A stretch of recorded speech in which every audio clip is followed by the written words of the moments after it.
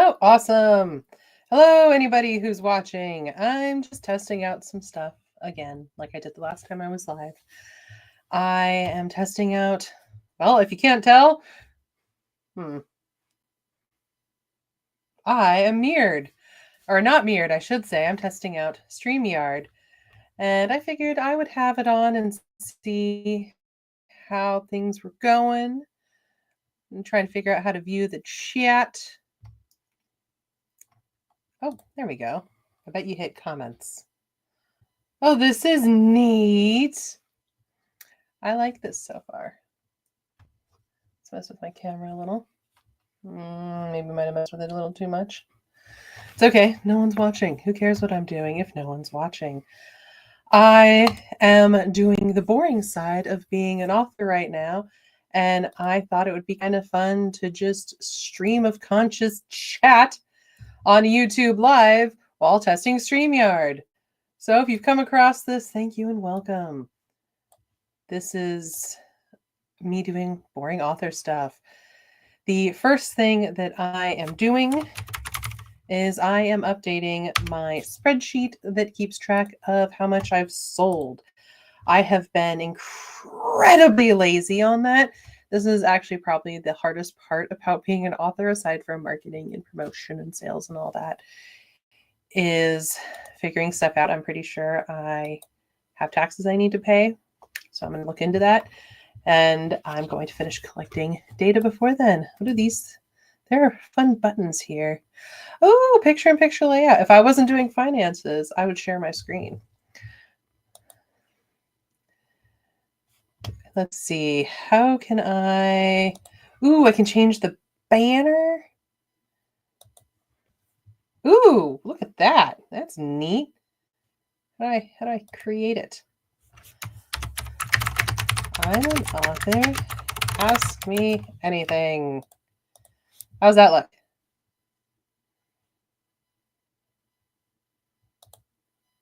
I did it! Look at that. This is cool. Oh my gosh. I like this. I'm definitely deleting this video afterwards. I mean, no one's watching still, so I'm safe. It's fine. Look at all this fun stuff. Ooh, that's not my brand color. Is that my brand color? Ah, there we go. Look at that. I got my brand color in. Oh, 25 out of 10. What's this one? Nope. Hate it. Hate it. Hate it. Like it. Ooh, look at all these fonts you can choose from. They don't have my font. Nope. You're limited as to what you can do for free. But that's okay.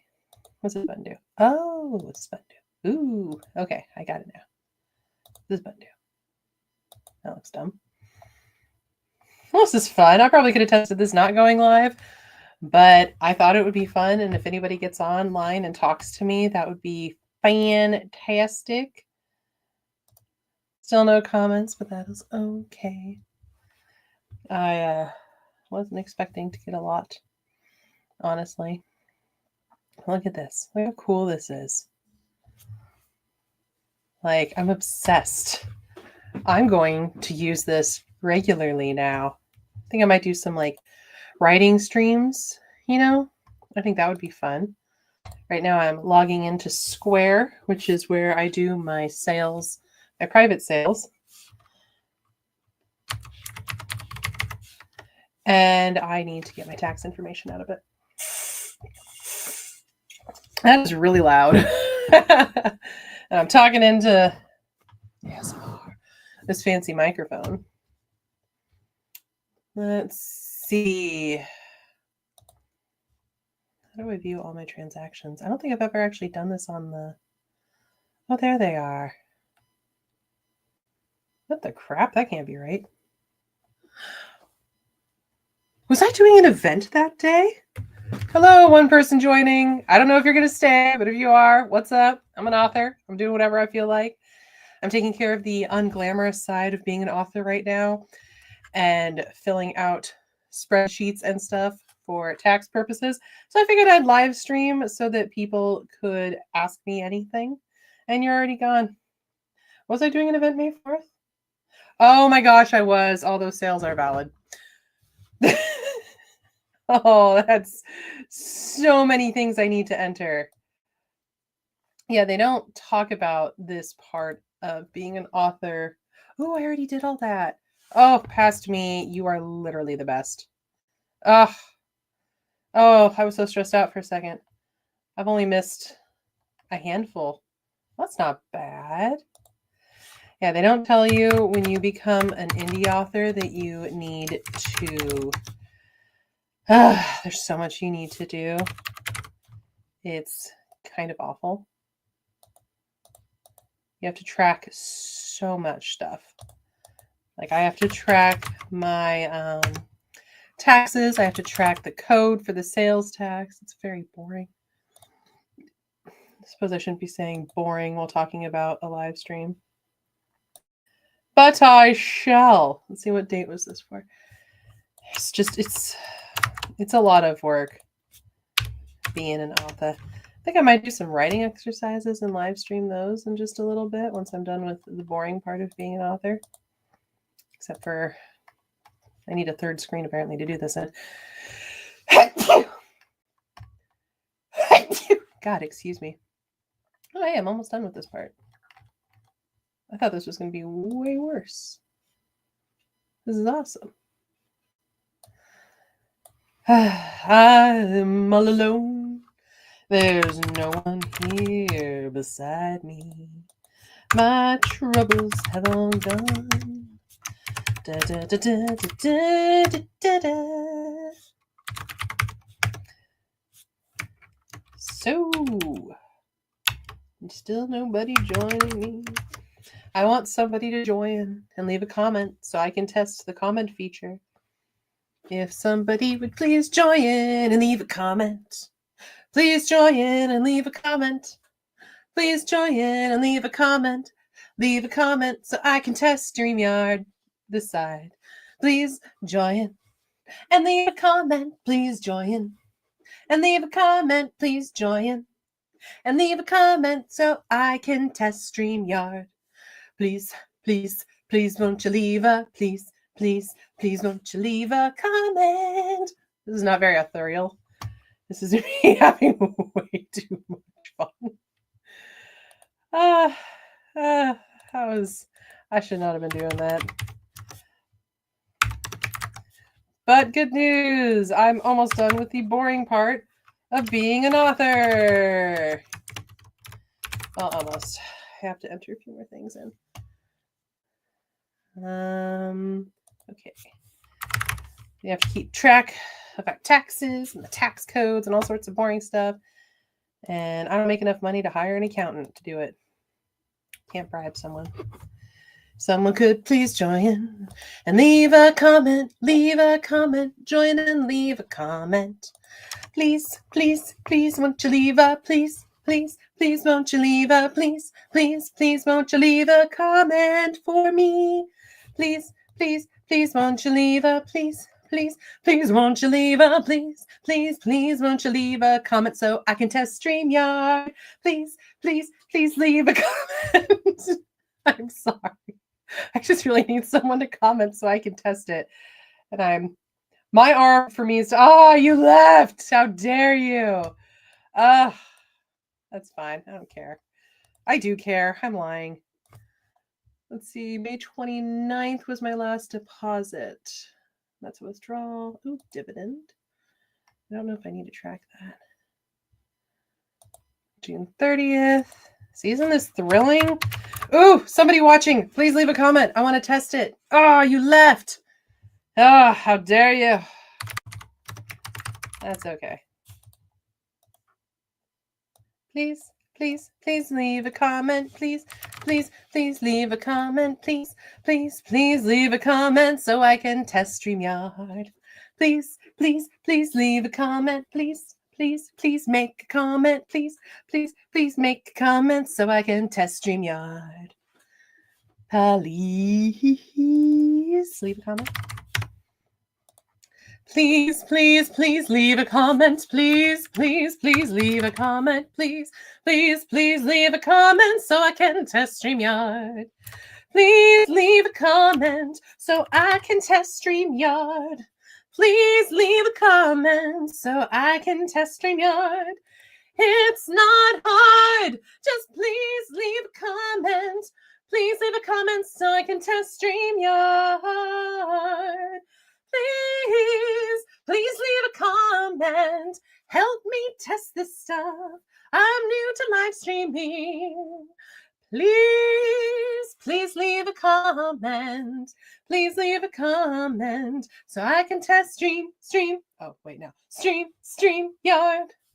Please. Oh, wait, I can press this button? No, it's not free. Please, please, please leave a comment. Please, please, please leave a comment. Please, please, please leave a comment. Please leave a comment now. Oh, yay, a comment. I do live in the Seattle area. Now I'm testing it. Look at that. You're on the screen. Wow, that is so much easier than I thought it would be. I do live in the greater Seattle area. I've lived in Western Washington for my entire life. And so I am a local author if you're also in Western Washington. If you're not in Western Washington, no. But hello, Earth and Demon 126. Thank you very much for leaving a comment. Look at that. Look how easy that is to test. Boom. I showed your comment. I've read it. I hide it again. You're a huge help. Thank you. I'm brand new to live streaming. I've only live streamed a few times, and this is my first ever time trying out StreamYard. I'm lifting up my left arm, but to me it looks like my right. It's not mirrored, so sorry, that's slightly awkward. That's something to get used to. Well, while you're here and I'm obnoxiously working on my business taxes, do you have any fun author questions? Ask me anything else? No.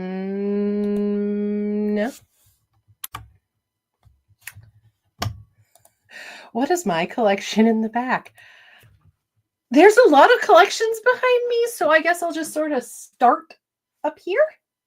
If you're talking about these are Draculaura dolls from Monster High.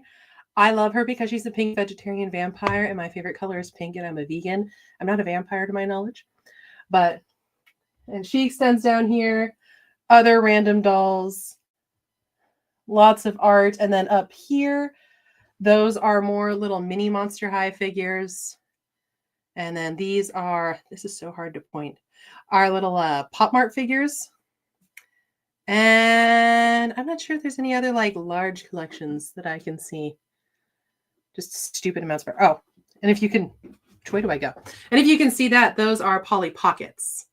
Vintage, some new.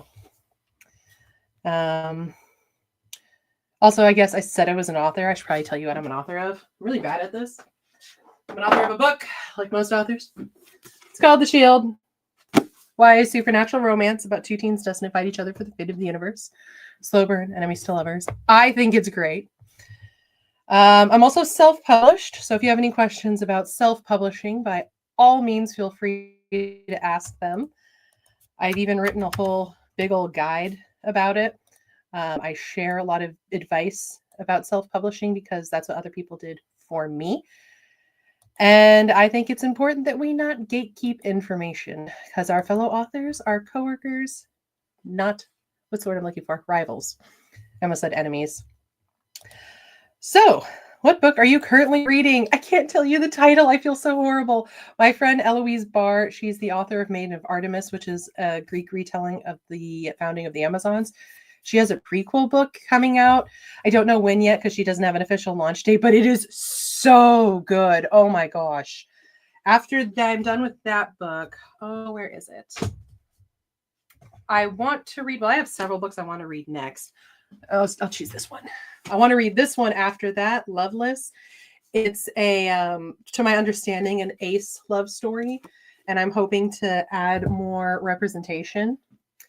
Ooh, why did I choose self-publishing? And look at all these practice comments you're giving me.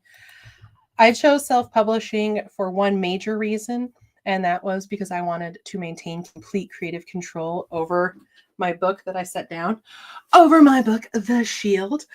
I wanted to choose my own cover. I wanted to write my own blurb. I wanted to choose what happened in my story. I didn't want an editor to be able to tell me, you can't do that. Because there are certain things that traditional publishers might make you do to make your book more marketable. This is nothing, I have nothing against traditionally published authors. I have a few things against traditional publishing. The industry focuses on marketability more than what story you're trying to tell, as you know, they have to. They're trying to make money. I'm trying to make money. But I'm also trying to share a story. I'm trying to share something that's deeply personal. In book 2, because this was book 1, there'll be a lot of experience with trauma and healing trauma. So something I very personally want to share. So does traditional publishing compromise creativity? I hope that wasn't as loud in the microphone as it was in real life. I am indie published and I didn't try and query. So I don't know if it compromises creativity, but I have heard horror stories. There are some people who were traditionally published and once they were able to get their rights back, pulled the book and then published it themselves. So I think depending on your publisher, it can. I think that anybody who wants to traditionally publish should look into the traditional publishers that they're querying extensively first, see if there are any stories out there about them, see if there's any news articles, read any contracts like 20 times before you sign it. Have a lawyer read it if you can. So I don't know that traditional, again, publishing compromises creativity, but I was worried that it would compromise my vision. I wanted to have complete control. The con is I have to pay for everything. I paid for my cover artist, formatting, editing, everything. I spent a stupid amount of money, but I wanted to do it. I have to think of it as kind of like an expensive hobby at this point, which probably sounds horrible. But I have to think of it as an expensive hobby because if I focus on the fact that I haven't broken even yet, which is why I'm doing my money thing right now, I would probably cry. To show you how little money I have, although it's not a bad amount. I just entered in an entry for a dividend of 3 cents. So that's beautiful. Do you have any other fun, exciting questions as I do another entry for 3 cents of dividend? Ooh, I would totally recommend self-publishing. I have loved virtually every minute of this process. I didn't know I would. And I'm sorry I keep hitting the desk and making it shake. I'm on a standing desk. I love self-publishing. I acknowledge that it isn't for everyone. For me personally, I love having create control. I actually kind of secretly enjoy the marketing side of being an indie author. I love getting to book my own events. I love getting to meet people. I love getting to choose things myself. There are several cons to being an indie author, though, that people need to be aware of before going into it, because it's not for everyone, just like trad publishing isn't. One, you pay for everything and you get what you pay for. I waited till later in life so that I would be able to afford what I wanted and also be more mature to handle things emotionally. And you have to be able to hire people. I can answer that next. You have to be able to hire people to do stuff for you. I'm going to, hey, this is a good opportunity to see if I can share my screen. I can answer that question as soon as I exit out of the sensitive information about how much I spent. What's this button do? Is this the correct button? I'm going to click it. Oh, okay. I found share screen. Okay, I will show you as soon as it lets me. 1 minute. There it is. Okay. So you should be seeing my screen, I'm hoping. Oh, wait. I have to hit add to stage. I'm so sorry. There we are. Okay. Thank you for asking that question so that I could test out this feature of StreamYard. You are awesome. Earth and Demon 126. This is my author advice page, and that's actually a frequently asked question I get. I'm going to scroll up. I'm going to preface showing you how much that I spent by saying you don't have to spend this much. There are people that spend substantially less than I did. I was just very picky. I chose to pay for a cover artist instead of doing it myself, and I found an editor that I really jived with, and I wanted her. But you can get covers made by humans for, I think, like $50 on certain platforms. And you can get other editors, or you can learn how to edit yourself, because editing and writing are actually two entirely different disciplines. So how much did I spend? Oh my God, I need to replace this. On actual publishing costs, not counting things like all the promotional materials that I paid for, author copies of books, all that, I spent $4,500. And I broke it down here. And again, remember, you don't have to spend this. So also I'm going to pin your comment again in case anybody else joins. So I chose to pay for beta readers. Beta readers are the people that read your book before it goes to the editor, and they can point out things like plot holes. They can point out where they felt like DNFing, not finishing your book. And I chose to pay for those because getting friends to beta read is actually really difficult. Either they might not do it, or they might not be honest. They might try and spare your feelings. And I didn't need my feelings spared. I needed them thoroughly beaten up, actually.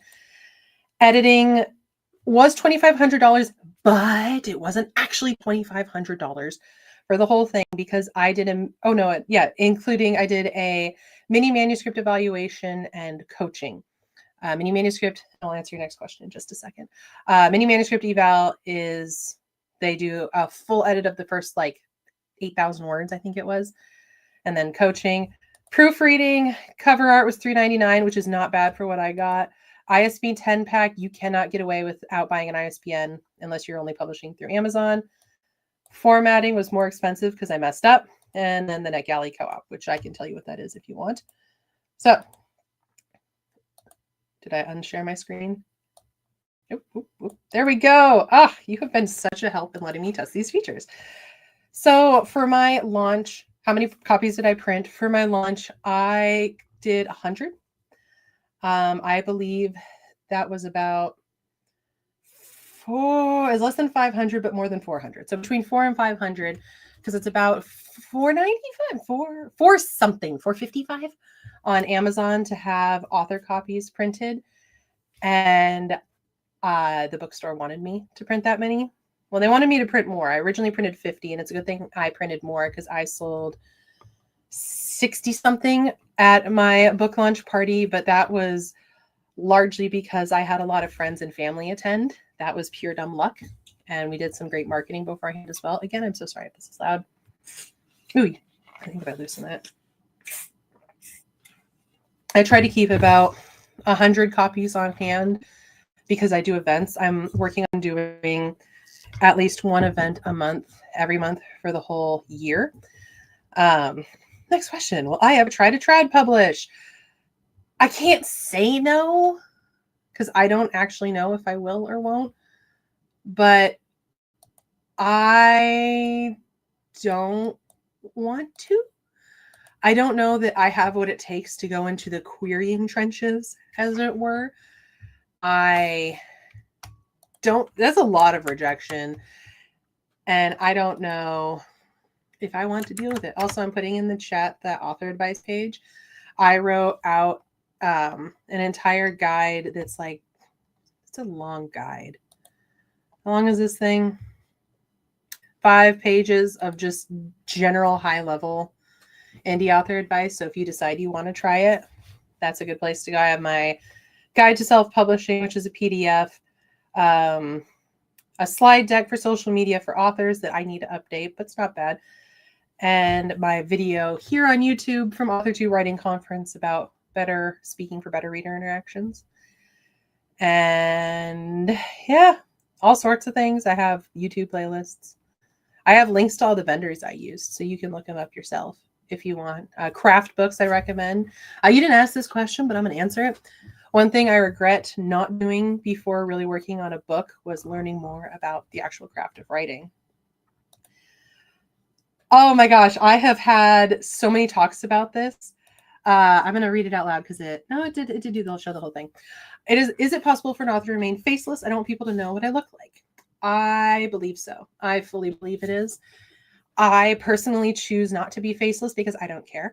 I've been weird, pale, and fat my whole life, and internet bullies can't really be worse than my real bullies. But what a lot of people do that remain faceless is they'll have digital voices read for them, maybe if they don't want to have their voice shown. Some people will do a cartoon character that they commission to represent themselves. A lot of people have a lot of luck with having slides up on, like, let's say TikTok, for example, or Instagram, of facts about their books, or you can swipe through and it's quotes. I personally haven't had luck with that, but I think that's because the algorithm is used to me posting videos of my face. If you start out that way, the algorithm's like, oh, that's what they do. There are lots of authors that remain faceless and are still able to be successful, or they rarely show their face, or again, they have an avatar. I think the avatar route is the most fun because then you can use it in your marketing. But not everybody wants to do that or has to do it. You could draw it yourself, pay someone to draw it. Ooh. Okay, so there are multiple answers to this question. Does an author need social media? I have two friends named Blaze Ward and Leah Cutter. They're both wildly successful authors. Leah is more mysteries, fantasy, cozy fantasy, and Blaze is more sci-fi and another genre that's escaping me right now. But they're both wildly successful, and they will tell you no. They're both indie authors, and it's their full-time job. They will say no. You do not need social media to be an author. I will say they did get their start a bit before the social media boom. I have found that social media is helpful for me to promote my book, but you don't necessarily have to. A lot of people say if you get a really good newsletter going. I'm not there yet. I'm not good at newsletters. You can ask me questions about newsletters. I won't probably be able to answer them. I'm learning still. But yes and no. If you can try to do it without it, do it. And then write me an email. I just find having a social media presence is very helpful. And if you do decide to have a social media account, going where your readers are, where your demographic is good. I'm a YA author, so I'm on TikTok. But if your audience is like older, you'd be on Facebook and YouTube, although everyone's on YouTube. How long did it take to write The Shield? As I scroll to where I wrote that down. 10,000 years. It took quite a while. I'll give you the high-level overview. I thought of this idea all the way back when I was 13. I'm in my mid-30s now. I'm old. And I'm not really old. But I thought of this idea when I was 13, but I didn't really start to actively work hard on it until 2017, which was 7 years ago. In 2017, I did NaNoWriMo, which I don't support anymore. But I did that, and then I left it untouched until 2021. So that's 1 year. 2021, I finished the first full draft, second year. And then 2023 to 2025 is when I really buckled down and started learning about what I was doing and actually published my book. So technically 2 to 4 years, depending on how you actually want to count. I know other people that took less time. I know other people that took more time. I always tell people to take as much time as you need to take to write your book, because it doesn't really matter. Like, there are some people that can put out 3 books a year, which I don't know how they do it. And then there's other people that put out a book every 2 years. They'll tell you, the proverbial they, will tell you you need to publish a book every year or multiple books a year to stay relevant, to make money. But if you burn out and you can't write books anymore and you're not enjoying it, then what's the point? Very few people become an author because they think that it will make them $1 bajillion.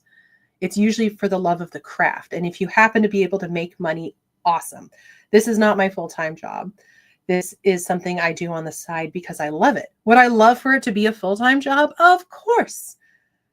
But it can't be yet. I'm not at that point. It usually takes most people, not the breakout random successes, but most people, it takes years and a lot of titles. So that's the long answer to your question. Take as long as you need to take to write what you want to write, and the rest will follow. Is there any other questions I can help answer as a published author? I see one other person joined. This is the book I wrote, just for reference. I published it in February of this year, and I'm at 190 copies sold, so I'm not doing too bad for my first year. I really need to replace this water bottle. It is so loud. I'm taking any questions while I do the boring side of being an author. which is tracking my expenses, which is why I'm not sharing my screen anymore. You don't need to see my not very great looking bank account. I have a separate bank account for my, what is that? Oh, sorry. My apologies. How many I have a lot of social media platforms, but please bear in mind as I say this, I am weird when if you decide you want to be an author and you want to be on social media so that you can promote your book and you can connect with readers, you want to go to where your readers are. I happen to be a cringy millennial, so I've been on social media forever. So I'm used to being on it. I'm on about 8 to 9 platforms, with my top 3 being TikTok, YouTube, and Instagram. I'm YA, so I just am doing kind of a scatter shot, but I make like one video a day and then post it everywhere. I highly recommend you choose 1, maybe 2 platforms that you really like and that where your demographic are. I'm weird, but I'm on Facebook, Instagram, technically on Snapchat, but that does terribly. Sorry, I'm picturing the icon order. Lemonade. I don't like Lemonade. The Tome app, it's a brand new app that is only for books. It's really cool. So TikTok, YouTube, Blue Sky, and Threads. So I think that's all of them. Let me take out my Powerpuff Girl phone. Double check. I think that's all of them. Oh, and obviously Goodreads, but I don't really consider that one social media because I technically have a blog there, but I'm terrible at updating it. But again, don't let that overwhelm you. I'm weird. Where do I attract the most fans? I'd say TikTok and YouTube. TikTok is where I've noticed I always get the most interaction with people. But I've had more people say, oh, I saw your video on YouTube, and so I decided to come meet you, which someone saw me online and came to meet me. Lost my mind. Embarrassed myself. I asked them if they were sure they were coming to meet me. So I think those ones. And then Instagram being third. Instagram is owned by Meta, which is Facebook, and both of those platforms want you to spend money to promote. And I've noticed that it's a lot harder to get a good grip, good traction there. Whereas on TikTok, it's a lot easier to get traction there. The algorithm works with you. We'll see how long that lasts because again, I'm in America when the app is replaced next year. I don't know if it'll be the same. Sorry, constant babbling. Need water. That's the downside of a live for most people is it's literally just a steady stream of thought talking at a camera. Fortunately, I am disgustingly extroverted, so this is how I process my thoughts. TikTok is getting replaced potentially. It's sort of the TikTok ban's been going on for however many years now, and it's constantly, oh, this is the last weekend we'll have it. Never mind, it's back.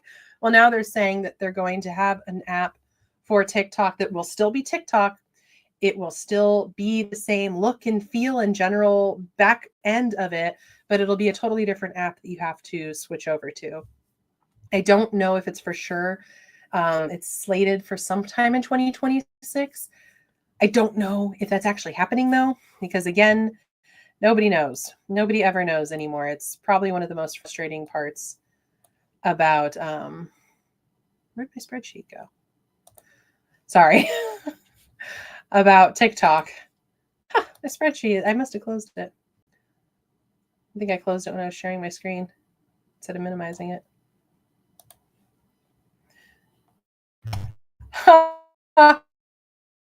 I remember Vine, and the worst part is I didn't actually get to be on Vine. It's content. Vine was already gone. I again, cringy millennial, watched Vine compilations on Instagram Reels. I actually never thought I would be a content creator. I never wanted to make videos until I discovered short form videos. Because in my day, it was all YouTube videos and it's 30 minutes of you just talking and you have to edit a bunch. And I hate editing.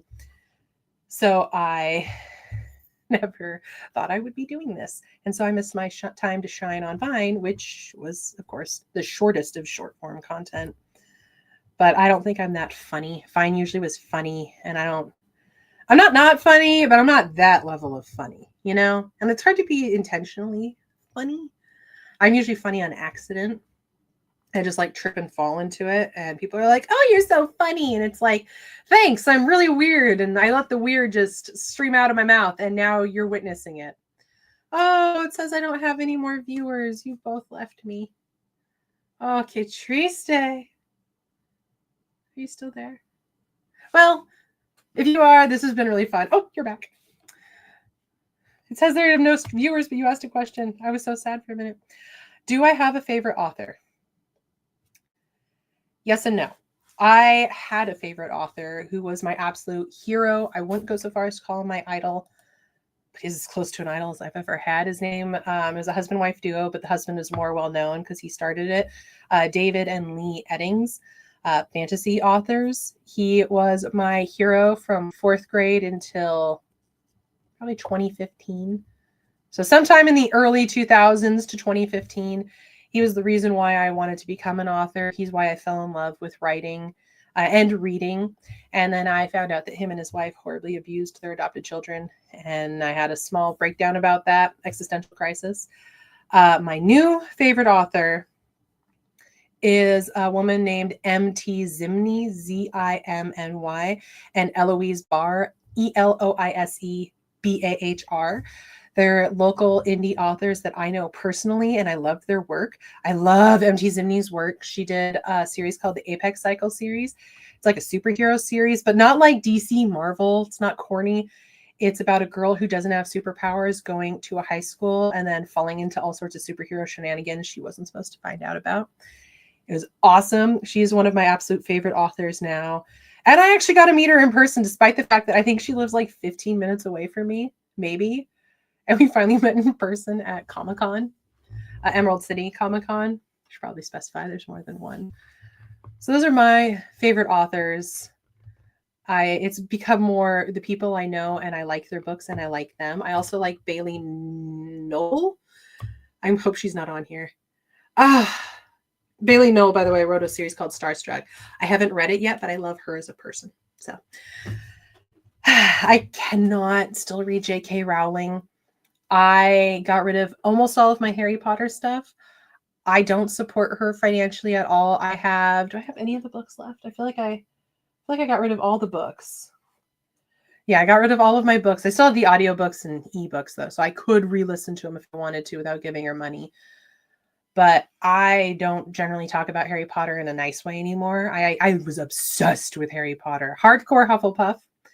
But I'm loyal to my trans sisters, brothers, and siblings, so I can't support her at all. But I was one of the founding members of a Harry Potter trading card game league in Renton. It was the whole thing. I was a Harry Potter kid, but weirdly more into it as an adult. I started reading Harry Potter, I think, when the second book came out, and so I was the same age as Harry when I started reading it in the book I started reading it in, so I grew up with him and the other characters. And it was really disappointing to find out that the person who created it was such a bad person. Although having other people point out all the awful racial stereotypes in it that I did not notice because I wasn't paying attention. Yeah, the writing was always on the wall. We should have known that she was not a great person. I mean, who names their only Asian character Cho Chang? It's pretty terrible. And then the goblins being a Jewish stereotype and all that. Oh, you're from Kitsap. I'm from kind of the Renton area, a little bit further south of Renton, very close to Enumclaw. I usually say like the Maple Valley area, but nobody knows where that is. Originally, I'm from Seattle. Depending on where you call your hometown, I lived in Seattle until I was 10, and then I moved out to the Monroe area until I was an adult, and then went up to Bellingham for college. So technically Seattle, Monroe, Bellingham are my like hometowns. And yes, you did just hear my Ring doorbell. My husband just came home. And my husband should know that I'm on a live, and if he walks in here, he'll be on camera. Live. He walked by. But I've been in Western Washington my whole life. I think he was from Kitsap originally. Hi, go away. Hello. He's peeking in. I lost my whole train of thought. But I did live in Renton for a good 5 years, 6, 7 years as an adult. Moved there when I was like 23. It's where my husband and I got our first apartment, and then our first house was all in Renton, so sort of from Renton. It's hard to answer where are you from when you've lived in multiple places. Do you still read J.K. Rowling? Earth and Demon 126? It's so weird reading out people's usernames, by the way. I don't know why it is. It shouldn't be. Ooh, would I want my book to be adapted to a movie?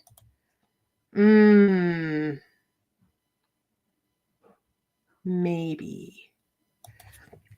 Yeah, I'll explain why that's a maybe. So my main character, Amy. So these are my characters. Amy is, I can't figure out where I'm pointing, but she's the short one with the ponytail. And she, you're lucky or not, you would never gotten Harry Potter. It was very disappointing. She is more plus size. I don't know if this is a different version of the book. So her sweater is darker. And she drew these. I had M.T. Zimney actually draw them. And I think if it was made live action, they wouldn't honor that. I think it would do better animated. I actually think a lot more things would do better animated. Like a lot of people say, oh, do you want ACOTAR to be a movie? No, Sarah J. Maas also has issues that I found out after I read ACOTAR. But I feel like a lot of fantasy stuff would honestly do better, like animated, like Castlevania on Netflix was. Like you can do more. The magic looks better. The art's really pretty.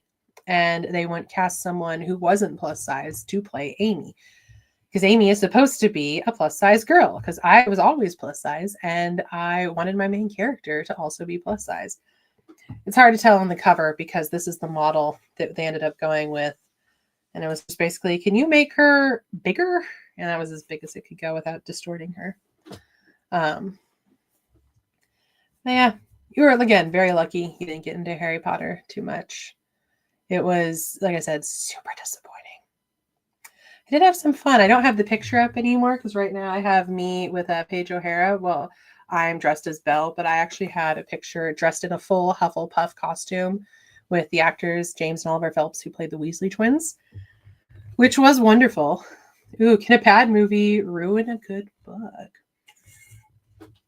So I'm of a mind that no. I also don't think remakes can ruin your childhood. You had a specific experience with a specific thing. Why would you let another version of it ruin it? I like The School for Good and Evil, for example. Got a movie adaptation on Netflix. And I wanted to watch the movie really badly, but I didn't want to ruin the book. So I read the book and then watched the movie. And the movie is really bad. It's really bad. Like I enjoyed it if it was a separate thing, if it wasn't based off the book. So I don't think it ruins a good book, but for some people it does, I guess. Like all the people who are like, you're ruining my childhood. And it's like, no, they didn't travel back in time. So that's my take on it. Do you think a bad movie can ruin a good book? Are you one of the people who can? No hate to people who it does ruin it for them. It just doesn't for me usually. Or I just pretend the movie didn't exist. Like Avatar The Last Airbender had a horrible movie that we don't talk about. It didn't ruin the show. There is no live action Avatar The Last Airbender in Ba Sing Se. I feel like there was there was a new TV show made of that, wasn't that? I haven't watched it. I have been scared too. I heard they did not handle Katara very well. Did you watch Avatar The Last Airbender, or am I babbling about something that you've never watched? So that would probably be kind of boring to you. Excuse me. Oh, another adaptation. I think the best adaptation ever was Lord of the Rings. I read all the books and I only enjoyed The Hobbit. I didn't enjoy the Lord of the Rings books. I'm very sorry. Please don't come for me. They're just not my type of book, but the movies were amazing. They made me like the book a little bit more. Another one. Oh, you should watch Avatar: The Last Airbender. It is a cartoon, but it holds up. The themes are amazing. It has some really intense scenes. Like, it's for kids, but it's for everyone. And there are some scenes that are, like I said, super intense for a child. I'm like, is this for children? And if you've ever heard of the Vampire Academy, that got 2 remakes, a movie and a TV show. And I enjoyed the movie. It was missing a lot of key elements of the book. It was fun. The soundtrack was killer. Like, I don't care how bad that movie was. The soundtrack was amazing. I listened to it on repeat. I still love the soundtrack. But the TV show was god awful. It was like, it should have said inspired by the Vampire Academy, not based off of it. It was totally different. And I didn't like it. And I hope it got canceled. It probably didn't. Actually, I'm going to look that up after this and see if it didn't. But I feel like I said, I don't think a bad adaptation can ruin a good book. The Lord of the Rings is the exception when it comes to adaptations. Yes, I agree. Most adaptations suck because I'm not super well versed in this, but they are 2 totally different storytelling formats.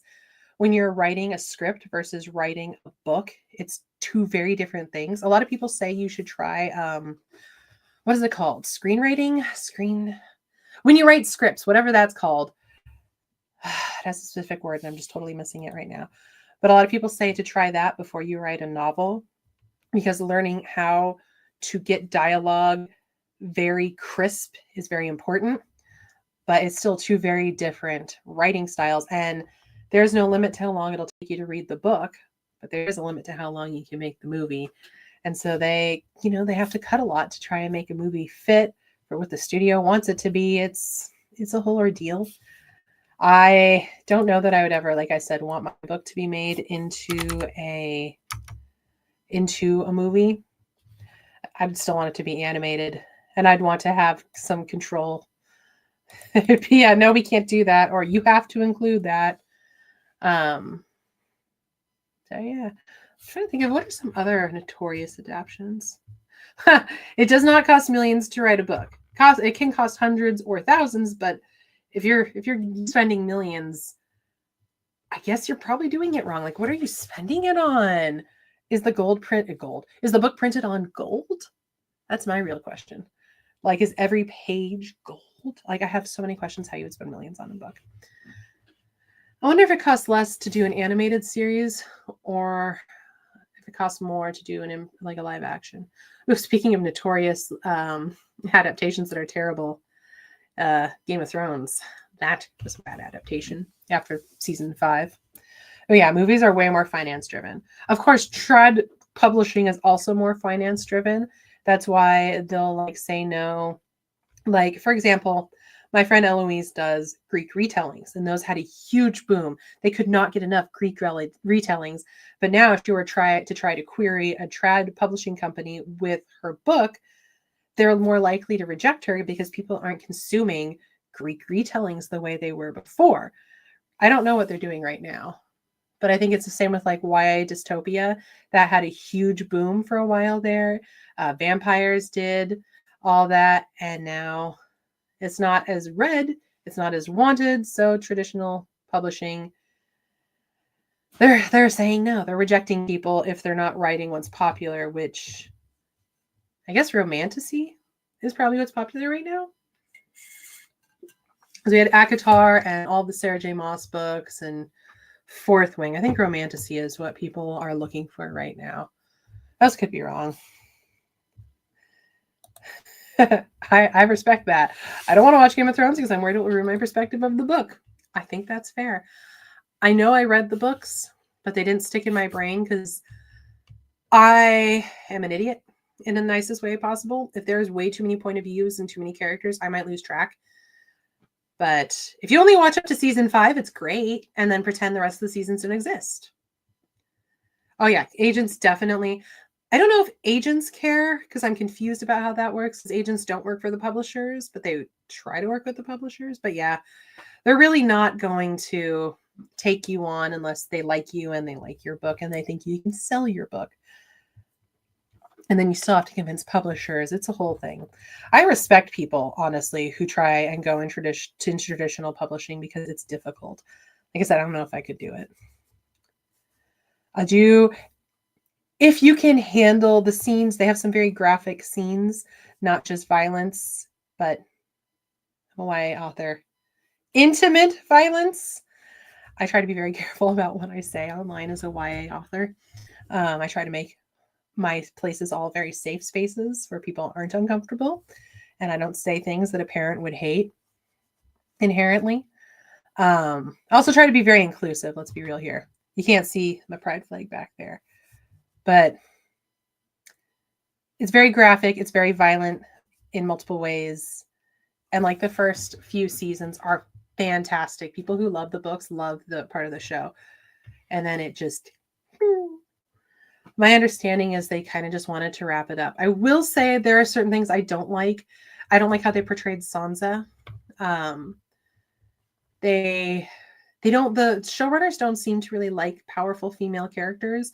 And so they're not terribly done, but they kind of dumb down the characters. They remove some of their power, and why would I want that? My book does, in my opinion, have a strong female lead. Like, she can save herself. She doesn't need anyone to save her. She works hard. She has the power. She's not He-Man or She-Ra, but she has the power.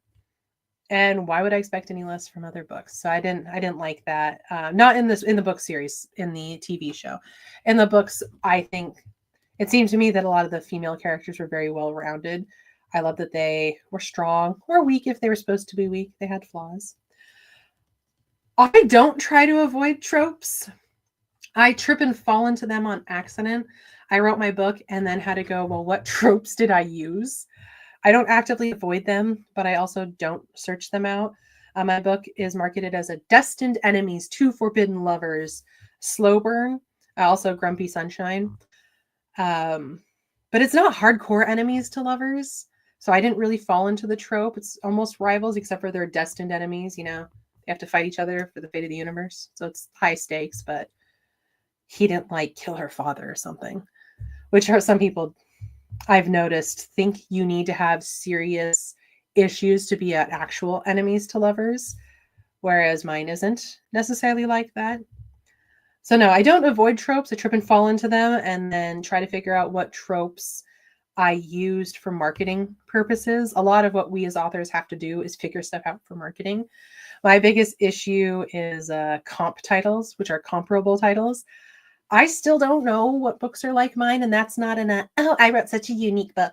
It's I must not have read another book quite like mine, and no one else can help me figure it out either.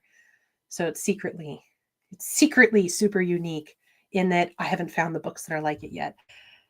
What is my favorite book genre?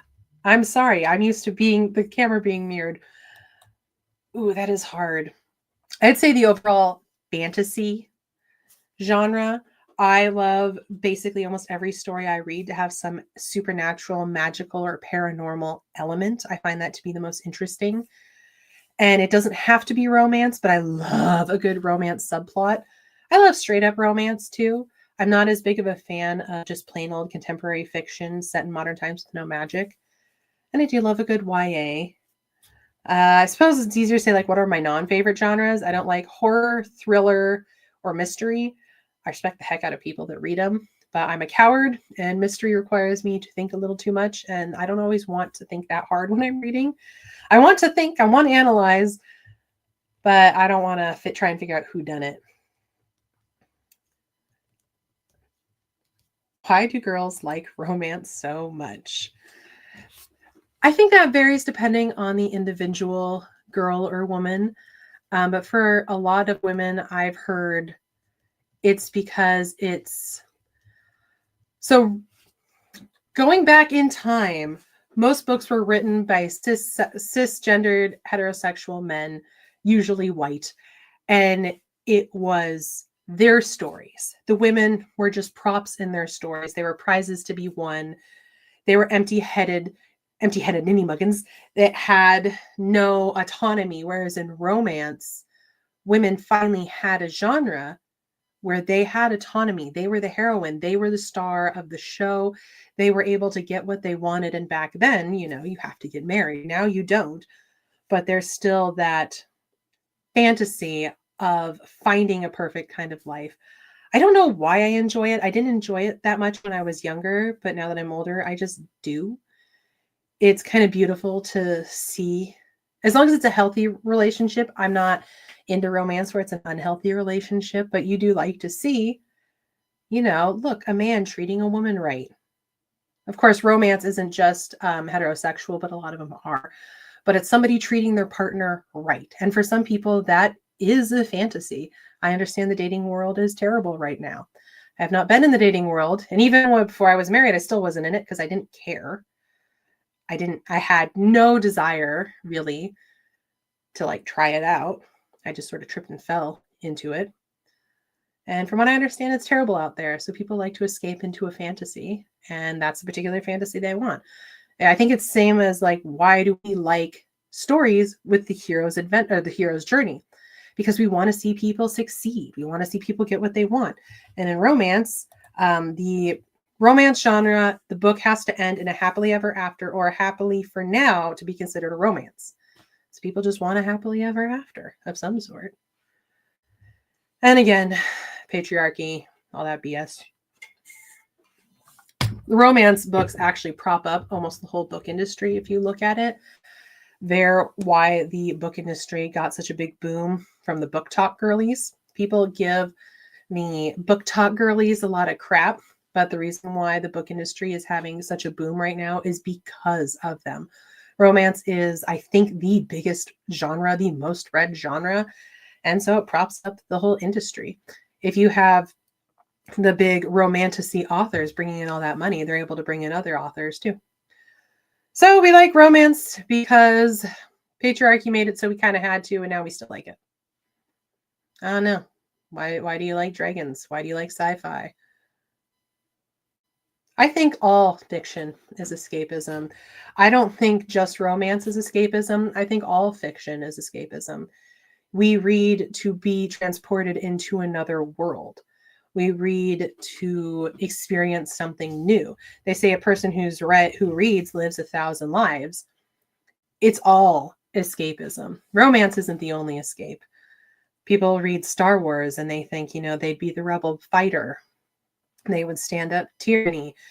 People read Harry Potter and they're like, I would love to have a group of close-knit friends and we save the world and we have magic and we fly on broomsticks. Writing is escapism.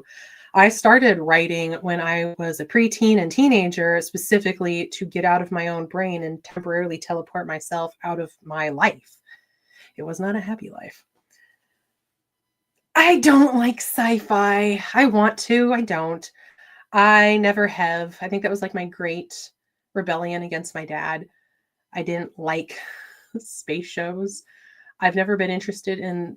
I'm interested in real space and real science, but I didn't care. If Murderbot's considered sci-fi, I have started that and I am enjoying it. Largely because my husband made me, because he does like sci-fi. But no, I've just never been into sci-fi. I'm also actually not into Star Wars that much.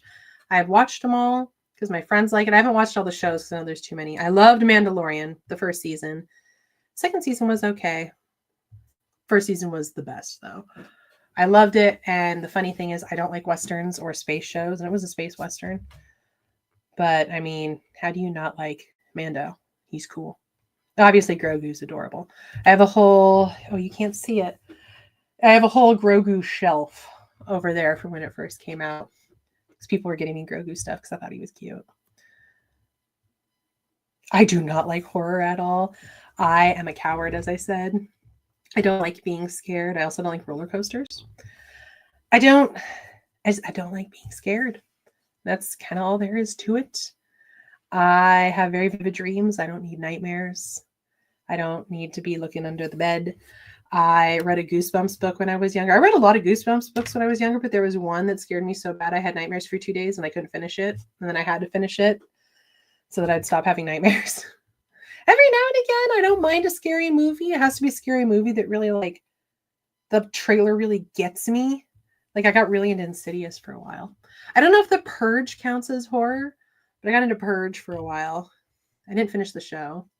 Goosebumps is cheesy horror. That's about as much horror as I can handle. Bear in mind, though, when I was reading it, it was the 90s and I was a child. 90s and early 2000s. But there was this one, I wish I could remember which one it was, that actually scared me. Because usually it just kind of like gave me the heebie-jeebies, but one of them actually scared me really bad. I feel like it was the one that had the Phantom of the Opera on the cover. No, it was one about a house. There were a lot about houses. As an adult, they probably wouldn't be as scary as they were when I was 11 and threw it under my bed and had the nightmares. But no, I'm assuming you're a horror fan and probably a sci-fi fan. Blaze Ward, I mentioned earlier, has written a bajillion. It might be 100 or just below 100 sci-fi books. And he's really critically acclaimed. A lot of people love his stuff. I just like him and his wife. I think they're great people. I have some of her books. Actually, one of her books is on my to-read pile right down here. Although I think it has a new cover, Ice and Berries. Which one is this one? This one's a cozy fantasy one, that's right. And then she has another book about a dwarf who makes chocolate. She learned how to make chocolate for it. But if you look up Blaze Ward stuff, you probably like it. I have never read a King book because, I'm a coward. I've seen a few Stephen King movies. Actually, maybe only one. I should, because even without reading his, I know he's known as, the master. And he's written a book about writing that I read part of. But I guess I'd have to look up what's the least scary Stephen King book. Because I don't like to be scared. I never have. I don't like jump scares either. I don't like it. I especially don't like horror things that are realistic. Like something that could actually happen in real life. That's terrifying. Humans are scary. It's part of the reason why The Purge scares me, but I also kind of enjoy it. I don't think it would be that bad if we made all crime legal for 24 hours, but I think it would probably get that bad. I would go to Canada every year. I would pack up my cats. I would take my husband in my car. We would go up north, hide in Canada. But then they might get my house. I hope The Purge never becomes real. That's all I'll say about that. Can you recommend a Stephen King book that is not as scary? Like, what's the least scary Stephen King book? I do like his petty nature. Apparently, somebody pissed him off and he killed him off more than once. Like, I think it was something like that. I can't remember if it was more than once or one time. I've done something not similar, but I did name a character in my book after someone I don't like in real life, and they're a jerk in the book. Fairy tale. Okay, I will look that up later and add it to my endless TBR, because I really should read a Stephen King book. As I said, he is known as like the master. But I'm just such a coward. I'm such a baby. Like I said, I hate roller coasters. To give you an example, I never went on a roller coaster that went upside down before because I was scared I would get trapped upside down. And I finally went on a ride that went upside down because I didn't know it would go upside down. And I got stuck upside down on the ride. Immediate tears going this way because I was upside down. It was hilarious. 30 minutes after it happened. 60 minutes after it happened. Okay. All right. I remember that one too. 11/22/63. Great horror. Non-horror King book too. I like the sound of fairy tale just because I love fairy tales. I love fairies. Like I said before, I love anything magical. What other questions can we ask or think of? What's your least favorite genre? I think I already shared mine was what do we think of nonfiction books? That's a better question. Oh, what ride was that? As I said, I don't do Harry Potter stuff anymore because I don't support her. She who must not be named, but it was the castle ride. I didn't know it went upside down. And any ride that has over the shoulder straps has taught me that you're going to go upside down, and I won't get on a ride that has those anymore. It was in the dark. There were Dementors flying around, and then the ride delayed, and I totally hysterical. Just immediately. And I drank butter beer before it shook me up and hung me upside down. So then I felt sick and I was hysterical.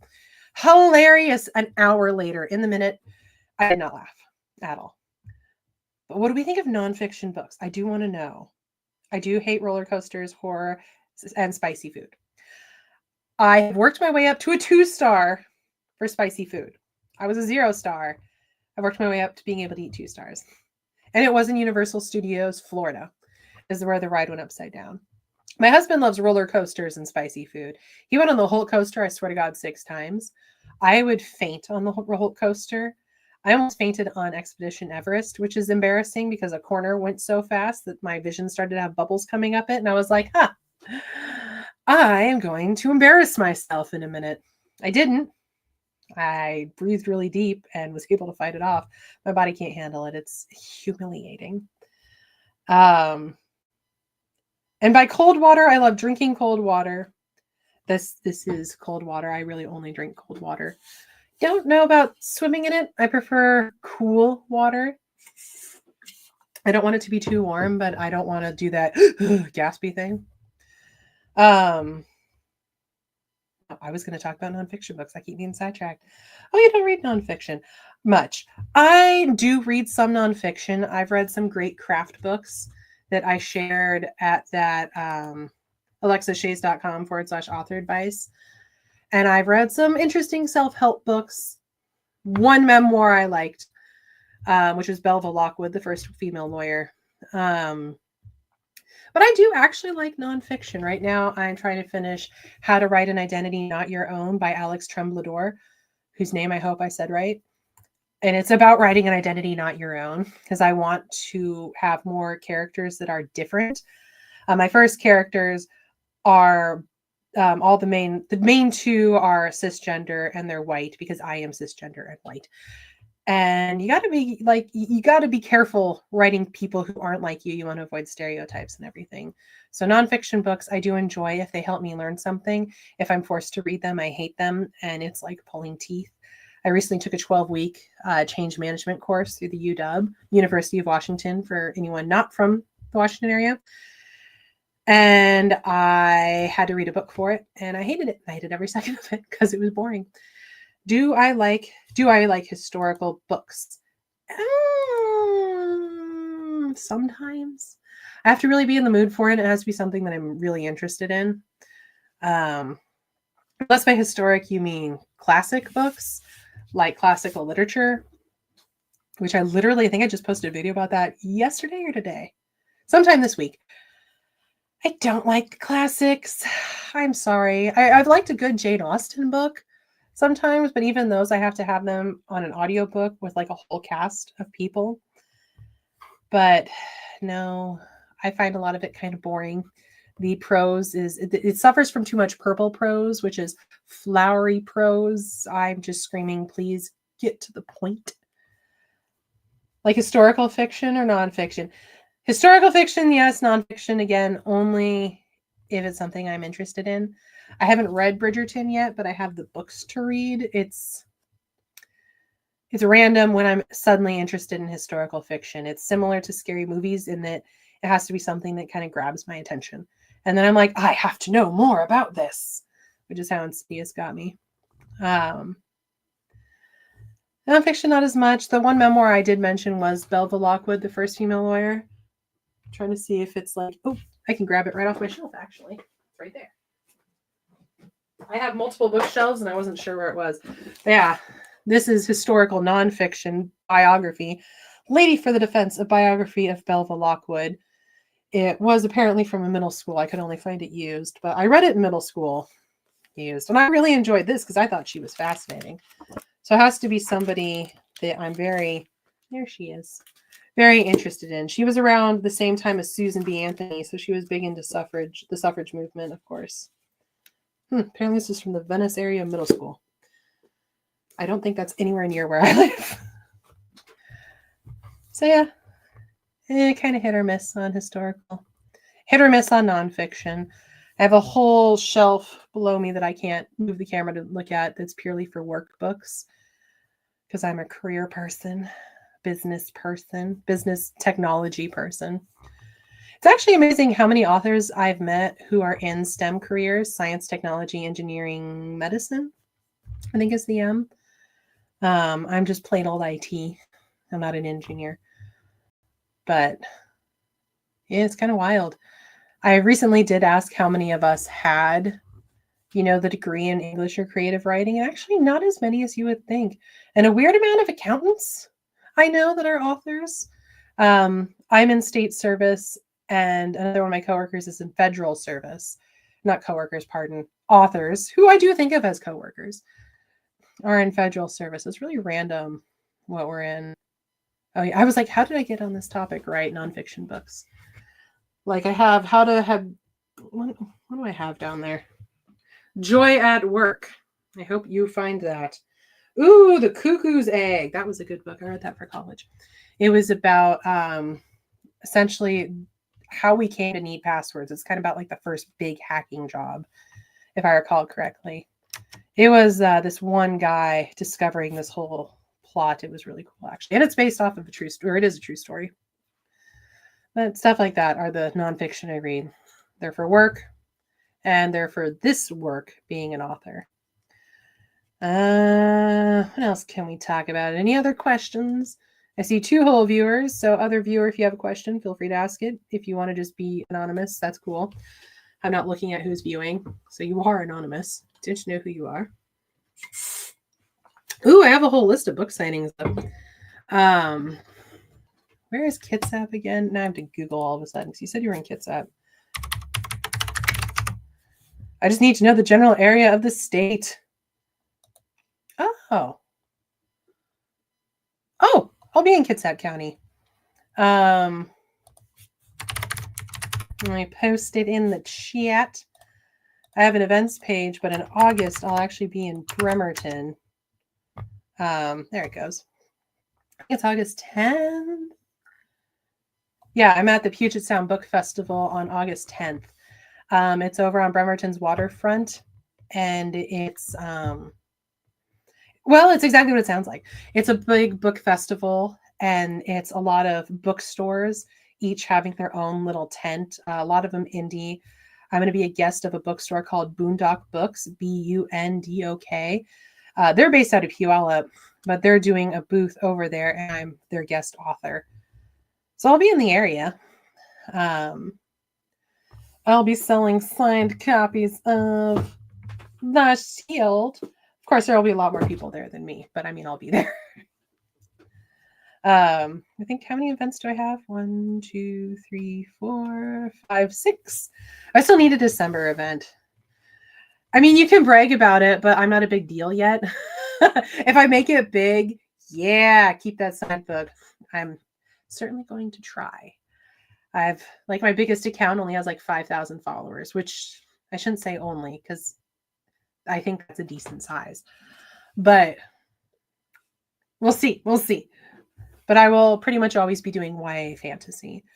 I like doing YA because I like trying to, make that place to help people feel safe, but it's also geared towards children. But I will say with YA, there are a few things that I've seen done in a lot of YA that I don't do. One, my teenage characters, I don't write them as stupid. Just because you're a teenager doesn't mean you're stupid. It just means you have less experience than an adult. I've met plenty of teenagers smarter than a lot of adults. They just have a bit less experience, and they might be a little bit more emotionally mature because you're a teenager. Oh my God, I remember being a teenager. It's so hard. You're feeling all these new things. Everything's new and overwhelming, and the adults treat you like a child, but you're not a child anymore. So I don't write it that way. So while I'm a YA author, it's not that typical YA. I don't do love triangles. I don't do the miscommunication trope. I think my main character only has a tantrum once or twice, and honestly, I would have had a tantrum at the same time. So I don't know. I can't say I'll only do YA forever, because there's no way to know. I originally thought The Shield would only be 1 book, and now I'm making at the very least 2 books. But I just really enjoy it. So I mentioned earlier that David Eddings was my favorite author until I found out he was a monster. I want to be, and he also never responded to any of my letters. I want to be the kind of author who is inspiring to children, not just children, but young adults, adults of all ages, but to be a safe place, and being YA makes that a little bit easier because there are certain guidelines and restrictions I put on myself. Like I don't generally swear on my social media or talk about sexual content. I have reviewed ACOTAR and Fourth Wing. But other than that, so just YA makes it easier, but I have had mostly adults read it and love it. So I guess it's YA because the characters are teenagers and it explores, them having to grow up and go through things and go through big changes. Book 2 is going to explore trauma. It'll be a little bit more new adult, but still classified as young adult. I might try adult at some point, but I've noticed when you say you're doing adult fiction or fantasy, there are different expectations placed upon you. And I don't know if I want those expectations. I don't. Some people get very hoity-toity up on their high horse about books. Well, you didn't talk about this, or you don't include that, so you're not a real author. And I don't usually get that as much in YA. I'm just here to have a good time. I write books for you to have a good time. I write them so I get to have a good time. I want there to be lessons, of course. I want there to be themes. But I don't want it to be like a huge, to do. Plus, my book is only like 65,000 words, and that was really hard to get up to 65,000. I actually originally had it at 85. So for the question, do I like smut? Again, I'm a YA author, so I don't talk about my preferences for it. I will say I don't mind it, and I don't judge it. My books are spice-free, but I don't use the moniker clean. I don't like the moniker clean. That implies there's something wrong with liking it, and there isn't. There's nothing wrong with liking it. There's nothing wrong with not enjoying it. I think it's a perfectly valid art form. I do dislike, though, in books like ACOTAR and Fourth Wing, where the people are like, it's just smut. And it's like 5%, not even 5% of the book is actually provocative. It's still fantasy. Like I just don't talk about whether I like it or whether I don't like it, other than to say I don't judge it. Because again, YA author. I will say a lot of people in the YA age group are probably reading stuff they shouldn't be. I mean, most of us. Yeah. It's getting hecka late. I think I might only stay on for a few more minutes if you have any more questions. Also, my husband came home. I should probably say hi to him. You don't want to be on camera. Oh, that's cool. Again, I don't judge. People like what they like. What's the point of judging them? I like books sometimes that are horribly written, but they're still a fun time. I don't judge anyone for that. But yeah, so I think I'm going to wrap this up. Last call for any questions. And then I think I'm going to go ahead and end the stream. I have this cool like and subscribe thing now. Yeah, it is 11:38. Since I know you live in the same state, I know that you're probably tired too. I fortunately had today off for once.